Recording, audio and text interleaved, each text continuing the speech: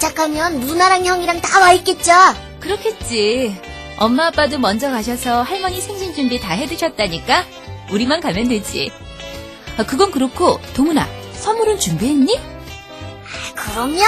기대도 좋다고요. 근데 이모 언제쯤 도착해요? 왜? 지루해? 아까는 재밌었는데 이제 그 길이 그 길 같고. 지금 우리는 부산 쪽으로 가고 있고 그러니까 여기는 아휴, 이모도 정확하게 모르겠다. 아, 내비게이션을 보면 되지? 자, 우리가 여기를 달리고 있지? 버튼을 눌러보면 지금 우리가 달리고 있는 도로가 경부고속도로야. 우와, 옆으로 아래로 이렇게 고속도로가 많구나. 한국의 고속도로는 전국 구석구석을 촘촘하게 연결하면서 어디에서든 빠르고 안전하게 이동할 수 있도록 돕고 있습니다. 그럼 우리나라의 고속도로는 언제부터 생긴 것일까요? 1903년 우리나라에 최초로 자동차가 들어오면서 자동차를 위한 길이 열렸고 현대적 고속도로를 이용하게 된 것은 1968년 경인고속도로 23.9km가 최초로 개통되면서부터인데요. 그 이후 고속도로는 국가 경제 발전에 중추적 역할을 하면서 확대되어 왔습니다. 경부고속도로 개통과 함께 우리나라는 본격적인 고속성장을 거듭하게 되고 짧은 시간 내에 가난한 나라에서 경제 선진국의 대열에 동참하게 됩니다. 고속도로 덕분에 각종 수출과 자동차, 조선 등 산업이 발전하고 고속도로 건설로 축적된 기술을 통해 우리나라 기업이 해외에서 막대한 수입을 창출하기도 했습니다. 지금도 하루 평균 310만 대의 차량이 사람과 물량을 이동시키며 우리나라의 균형 있는 발전을 이끌고 있는데요. 현재 민자고속도로를 포함해 총 3,000km가 넘는 고속도로가 건설되었고 남북 방향 7개 축, 동서방향 9개 축으로 격자형 도로망을 구축하여 전국 어디서나 주요 간선도로까지 30분 이내에 도착할 수 있도록 할 계획입니다. 이제 고속도로는 지역과 지역을 연결하는 단순한 길만이 아니라 우리의 생활과 아주 밀접한 하나의 문화라고 할 수 있습니다. 고속도로가 없는 생활은 생각하기 힘들겠죠? 그렇다면 누가 이런 고속도로를 만들고 또 관리할까요? 일부 민자고속도로를 제외한 대부분의 고속도로를 건설하고 관리하는 것은 바로 한국도로공사입니다.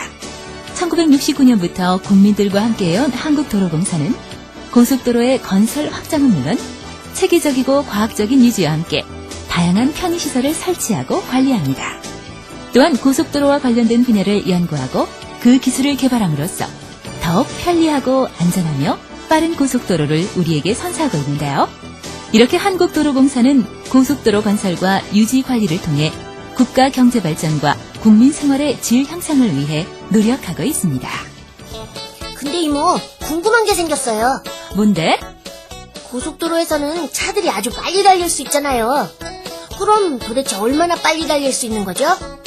그리고 고속도로에는 왜 신호등이 없죠? 고속도로에서는 한 방향으로만 계속 가잖아요. 만약에 길을 잘못 들면 어떻게 해요? 유턴할 수 있는 곳은 없어요? 우리 동훈이 호기심이 발동하기 시작했구나? 제 별명이 원래 호기심 짱이잖아요. 그래, 고속도로는 일반 도로와는 분명히 다른 차이점이 있어.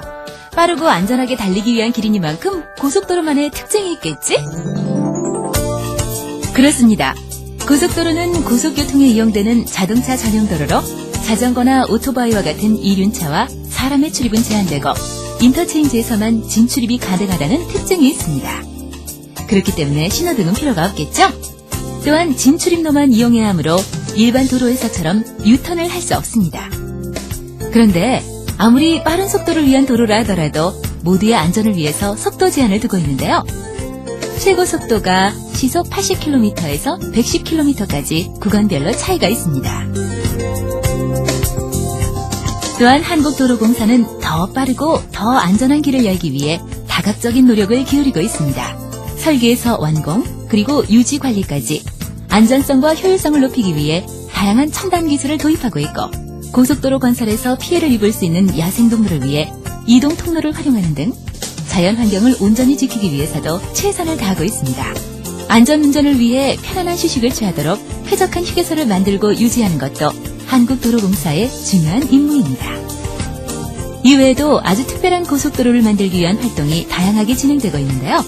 한국도로공사의 전주수목원은 고속도로 건설에서 훼손된 자연을 되살리기 위해 각양각색의 나무와 풀, 꽃을 키우며 대표적인 자연학습장으로 자리 잡고 있고, 교통정보센터에서는 첨단 장비로 전국 각지의 도로 정보를 실시간으로 수집하여 전파하고 있으며, 도로교통기술원은 세계 최첨단 고속도로를 향한 연구와 기술 개발에 온 힘을 쏟고 있습니다. 우와, 벌써 돌게이트에 도착했네. 신난다. 근데 이모, 요금은 누구한테 내는 거죠? 그리고 어떻게 쓰이는 거예요? 와, 동훈이의 호기심은 멈출 줄을 모르는구나. 고속도로 통행료는 한국도로공사에 내게 되는 거고, 통행료 수입은 다시 고속도로를 만들고 관리하는 데 사용된단다. 평균적으로 4차선 고속도로 1km를 건설하는데 200억에서 300억 원 정도가 든다고 하니까 이것 말고도 엄청난 예산이 필요하겠지? 이렇게 우리가 낸 통행료는 도로를 만들고 관리하고 보수하는 데 재투자된단다. 이모, 그럼 교통카드처럼 통행료도 자동으로 낼 수는 없어요? 물론 있지. 하이패스라고 동훈이 아빠도 매일 사용하시는데? 네, 하이패스란 최첨단 전자동 요금 지불 시스템으로 도로의 안테나와 차량 단말기, 전자카드가 작동해 자동차가 멈추지 않고도 통행료를 자동으로 낼 수 있는 시스템입니다. 이렇게 첨단의 기술을 활용한 고속도로의 발전은 계속되고 있는데요.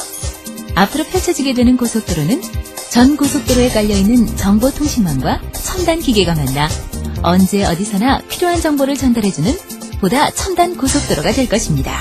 이런 고속도로를 가리켜 지능형 교통시스템, 즉 ITS라고 하는데요. ITS에는 초고속 정보통신망을 통해 전국 어디서나 운전자가 원하는 정보를 편리하게 제공해주는 고속도로 교통관리 시스템, 즉 FTMS와 앞에서도 설명한 전자동 요금 지불 시스템인 하이패스 등이 있습니다. 이러한 시스템들은 휴대폰, DMB, GPS 등과 통합되어 고속도로 어디서나 자유롭게 통신을 주고받을 수 있는 유비쿼터스 고속도로로 발전해 갈 것입니다. 우와, 재밌었어요. 아빠랑 자주 다녀도 잘 몰랐었는데 고속도로가 그런 곳이었구나. 자, 그럼 더 재밌는 퀴즈 한번 내볼까? 네, 좋아요, 좋아. 자, 그럼 문제 나가신다. 오늘도 느꼈듯이 고속도로는 아주 길잖아. 그렇다면 우리나라에서 가장 긴 고속도로는 어딜까요? 힌트. 오늘 우리가 달렸던 고속도로. 경부고속도로. 딩동댕. 서울과 부산을 잇는 경부고속도로는 총 416km로 우리나라에서 가장 길지. 그럼 오늘 우리가 그만큼 왔다는 거예요? 우와. 그렇지. 자, 이번엔 OX 문제. 우리나라에서 가장 긴 고속도로 터널은 중령터널이다. OX 뭘까요? 잘 모르겠는데. 찍어서, 딩동댕. 중앙고속도로의 중령터널은 경북 영주와 충북 단양을 잇고 있는 터널로 그 길이가 4.6km나 된단다. 4.6km면 4,600m고, 그럼 100m 달리기를 46번 하는 길이 정말 길구나. 이따가 집에 가서 누나랑 형들한테 문제 내봐야지. 그래. 다 왔다. 내릴 준비할까? 네, 신난다.